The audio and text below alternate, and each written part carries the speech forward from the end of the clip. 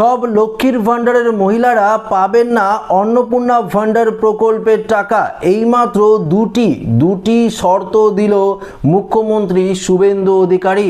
হ্যাঁ বন্ধুরা, যদি আপনারা এই দুটি শর্ত মেনে আবেদন করেন তাহলেই আপনারা এই প্রকল্পের টাকা পাবেন। যদি আপনারা ভেবে থাকেন যে আমরা তো লক্ষ্মীর ভাণ্ডার প্রকল্পের টাকা পাচ্ছিলাম কিন্তু এখন তাহলে তো অটোমেটিক অন্নপূর্ণা ভাণ্ডার প্রকল্পের টাকা পাবেন, সেটা কিন্তু একদম ভুল। যদি আপনারা এই দুটি শর্ত না মানেন, অর্থাৎ এই দুটি শর্ত যদি আপনারা না মানেন তাহলে আপনারা আগে লক্ষ্মীর ভাণ্ডার প্রকল্পের টাকা পেলেও এখন কিন্তু আর অন্নপূর্ণা ভাণ্ডার প্রকল্পের টাকা পাবেন না, এমনটাই কিন্তু জানিয়ে দিয়েছে নতুন মুখ্যমন্ত্রী শুভেন্দু অধিকারী।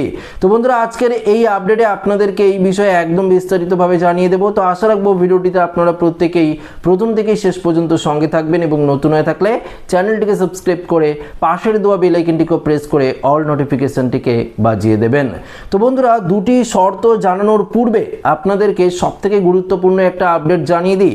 এখনো পর্যন্ত যারা এই মে মাসে লক্ষ্মীর ভাণ্ডার প্রকল্পের টাকা পাননি তারা কিন্তু আগামীকাল থেকেই এই টাকা ব্যাংক অ্যাকাউন্টে পেতে শুরু করবেন। কেননা সরকার গঠন হলো, ভোটের ফলাফল দেওয়ার পর পাশাপাশি অনেক মন্ত্রীরা শপথ নিল, তো সমস্ত কিছু প্রসেস হতে কিছুটা সময় লাগছে।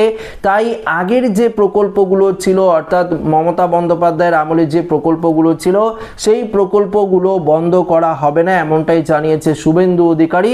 তবে এই প্রকল্পের টাকাও আপনারা মে মাসে পাবেন এবং জুন মাস থেকে কিন্তু লক্ষ্মীর ভাণ্ডার প্রকল্পটি বন্ধ হয়ে অন্নপূর্ণা ভাণ্ডার প্রকল্পে আপনারা কিন্তু ৩,০০০ টাকা পাবেন। তবে এটা যে নয় যে মে মাসে আপনারা ৩,০০০ টাকা পাবেন তেমনটা কিন্তু নয়। মে মাসে আপনারা লক্ষ্মীর ভাণ্ডার প্রকল্পে যে ১৫০০ এবং ১৭০০ টাকা করে পেতেন সেটাই কিন্তু আপনারা পাবেন এবং জুন মাস থেকে আপনারা কিন্তু শুভেন্দু অধিকারীর তরফ থেকে যে প্রতিশ্রুতি দেওয়া হয়েছিল, নরেন্দ্র মোদীর তরফ থেকে, প্রধানমন্ত্রী নরেন্দ্র মোদীর তরফ থেকে যে প্রতিশ্রুতি দেওয়া হয়েছিল অন্নপূর্ণা ভাণ্ডার প্রকল্পে ৩,০০০ টাকা করে দেওয়া হবে, সেটা কিন্তু আপনারা ১ জুন থেকেই পেতে শুরু করবেন।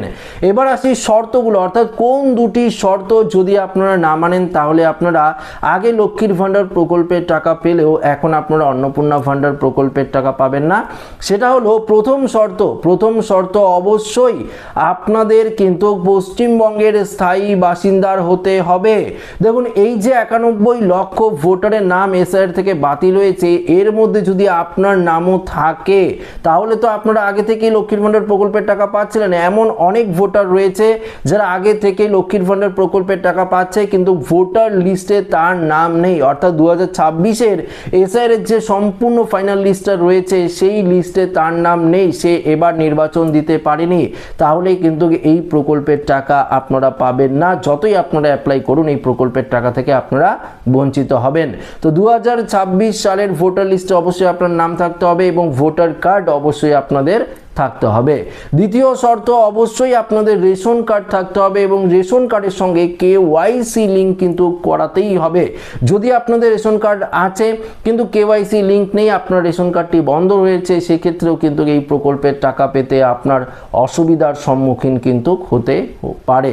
কেননা বলে দেওয়া হয়েছে সচল আধার কার্ড, সচল ভোটার কার্ড, সচল রেশন কার্ড কিন্তু লাগবে। পাশাপাশি আপনারা তো এটা জানেনই যে ডিবিটি লিঙ্ক কথা বলা হয়েছে, অর্থাৎ ব্যাংক অ্যাকাউন্টের সঙ্গে আধার কার্ডের লিঙ্ক এবং ডিবিটি লিঙ্ক যাদের রয়েছে ডাইরেক্ট বেনিফিট ট্রান্সফার করা হবে, একদম সরাসরি আপনার ব্যাংক অ্যাকাউন্টে টাকা ঢুকে যাবে।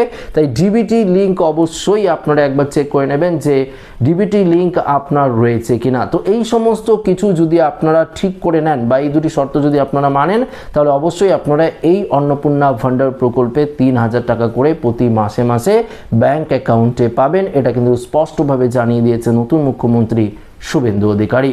তো বন্ধুরা, ভিডিওটি এই পর্যন্তই এখানেই শেষ করছি। ভালো লাগলে লাইক করবেন, বন্ধুদের সাথে শেয়ার করবেন, নতুন হয়ে থাকলে চ্যানেলটিকে সাবস্ক্রাইব করে আমাদের সঙ্গে জুড়ে থাকবেন।